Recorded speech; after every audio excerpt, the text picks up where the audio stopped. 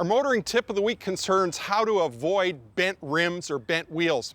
Now, sometimes a road hazard or obstacle is just too much for your vehicle to overcome and a rim gets bent. In this case, the driver rounded a turn, cut it too hard to the left and hit both left side wheels and tires into the traffic island separating oncoming traffic, and bent two rims, blew two tires, and we had to make a service call on that vehicle, replace two rims, replaced the tires, followed up with a wheel alignment. In this case, the vehicle was in a collision and the car was repaired aesthetically, and the client brought the car to me to have a look at afterwards, make sure it was properly repaired, and we spotted the fact that one rim was cracked and broken. Amazingly, the tire on this rim, even though you can see daylight through that crack, the tire covered the crack and it didn't leak air, so the car continued on.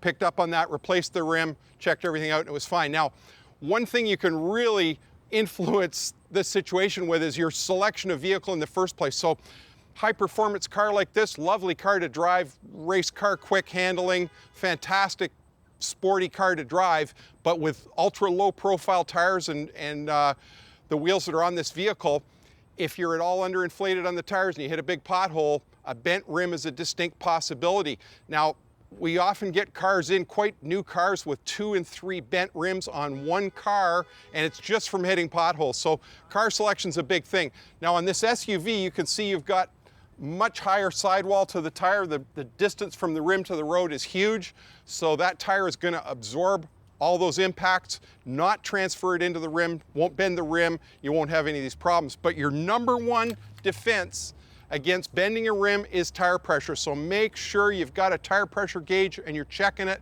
at least once a month. That is your number one line of defense. If the tire is underinflated, regardless of what vehicle, what tire, you're gonna push the tire into the rim if you hit a big enough pothole, and you will bend the rim. That's what you want to avoid. That's your motoring tip of the week.